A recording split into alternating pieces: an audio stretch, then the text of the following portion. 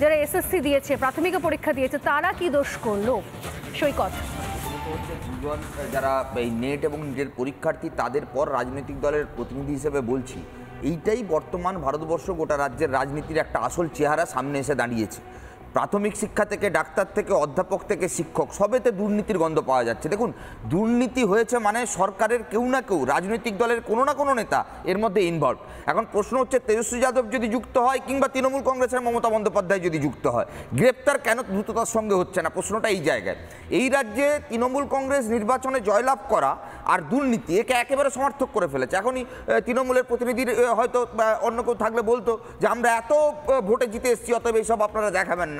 এখন প্রশ্ন হচ্ছে, ডাক্তারি পরীক্ষা, অধ্যাপক, প্রাথমিক শিক্ষক, স্কুল শিক্ষক, আমি একটু ইন্টারাপ্ট করছি, ভোটে জিতে আসলেই দুর্নীতির ক্ষেত্রে ছাড়পত্র পাওয়া যায় না। একদম সেটাই যেরকম কেন্দ্রে বিজেপি সরকার করেছে, তার মানে এই নয় কি আমরা প্রশ্ন করব না দুর্নীতি কেন হয়েছে।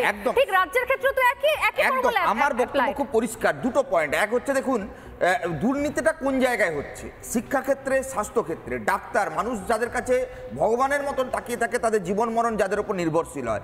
দুর্নীতি কোথায় হচ্ছে? যেখানে আমার আগামী প্রজন্মের অ ক খ শেখার প্রথম পাঠশালা, সেই জায়গাগুলোতে দুর্নীতি মানে রাজনৈতিক দলের নেতারা দুর্নীতিটাকে কোথাও না কোথাও গ্র্যান্ড করে ফেলছেন, দুর্নীতির ছাড়পত্র নিয়ে ফেলছেন। নিরপেক্ষ তদন্ত করতেই হবে, এছাড়া কোনো রাস্তা নেই। সিবিআই তদন্ত দ্রুততার সঙ্গে নেটে যেভাবে হচ্ছে, সিবিআই ইডিকে এই কৈফিয়ত দিতে হবে। Saradha, Narada, Rose Valley, primary, SSC, TET, এই রাজ্যে এতগুলো দুর্নীতির মামলা ঝুলে আছে, তার ফলাফল কবে সামনে আসবে? কালীঘাটের কাকুর কণ্ঠস্বরের পরীক্ষা হলো, এই রাজ্যে প্রমোটারের বাড়িতে ওএমআর সিট পাওয়া গেল, শান্তনু কুন্তলের বাড়িতে ওএমআর সিট পাওয়া গেল। এই দুর্নীতির পর্দাগুলো একের পর এক আলোচনা আমরা আলোচনা করেছি ঘন্টার পর ঘন্টা। নির্বাচন আসবে, নির্বাচন যাবে, কিন্তু আসল দুর্নীতিগ্রস্ত নেতাদের শাস্তি কবে হবে?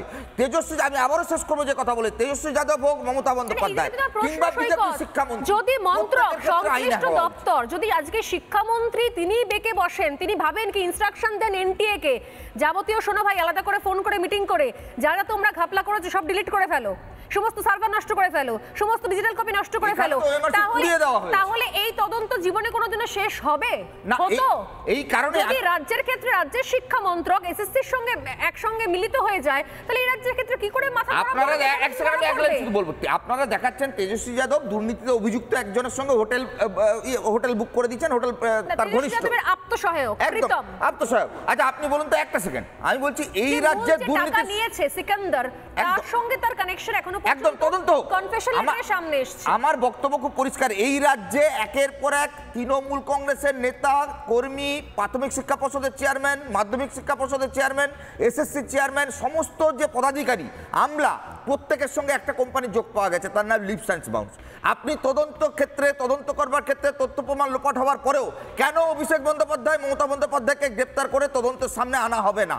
এইটা ইডি সিবিআইকে উত্তর দিতে হবে, না হলে আগামী দিনে নেট তো দূরের কথা, এই রাজ্যের প্রাথমিক এসএসসি যে কোটি কোটি টাকার দুর্নীতি, তার আসল পর্দাফাঁস হবে না। আমি জানি না যে আমি শেষে আসবো ডেফিনেটলি, মানে আমার মনে হয় কি এরপর থেকে এই রাজ্যের আর কেউ পরীক্ষা দেবে না, সবাই জাতীয় স্তরে বা অন্য কোথাও, আমি জানি না কি ভবিষ্যৎ কি হচ্ছে সব জায়গাতে।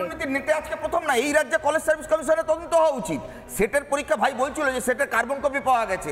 এই রাজ্যে তৃণমূল ছাত্র পরিষদের 2012 সালের পর 4 জন নেতার নাম আমি এখানে বসে বলতে পারি, যে ক্যালকাটা ইউনিভার্সিটি জিএস ছিল লগ্নজিতা, তারপর মণিশঙ্কর যে অধ্যাপককে চড় মারলো, তারা সব এখন প্রফেসর হয়ে বসে আছে। কেউ ক্যালকাটা ইউনিভার্সিটি, কেউ নর্থ বেঙ্গল ইউনিভার্সিটি, তৃণমূল ছাত্র পরিষদের নেতা, সে এখন বারাসাত ইউনিভার্সিটি রেজিস্ট্রার্ড।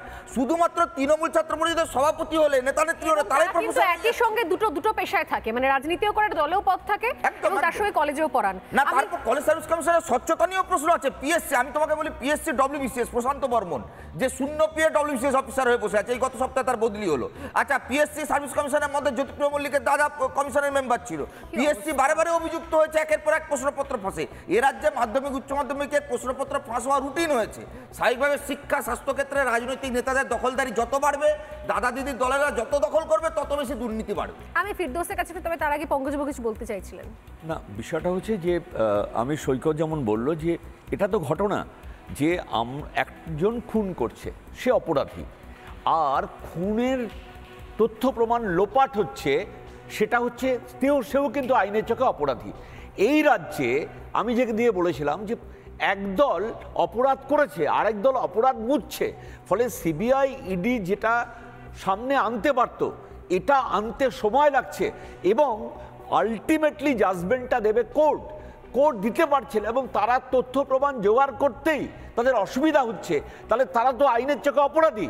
তাদের বিরুদ্ধেও কেন ব্যবস্থা নেওয়া হবে না যারা তথ্য প্রমাণ লোপাট করেছে? ঠিক ঠিক। আমি খুব সংক্ষেপে একদম ফিরদৌসের কাছে শুনতে পাই, তার আগে এই মুহূর্তে একটা অত্যন্ত গুরুত্বপূর্ণ ব্রেকিং নিউজ আসছে, সেটাকে আমি নজর রাখছি। ফিরদৌস, আমি আসছি আপনার কাছে। এই মুহূর্তে রেশন স্ক্যাম নিয়ে একটা অত্যন্ত বড় আপডেট সামনে আসছে। 10,000 কোটি টাকার রেশন দুর্নীতি, যে দুর্নীতি হয়েছে প্রায় 10,000 কোটি টাকার, এবং এই মুহূর্তে 1,000 কোটি দুর্নীতির হদিশ পেয়েছে ইডি।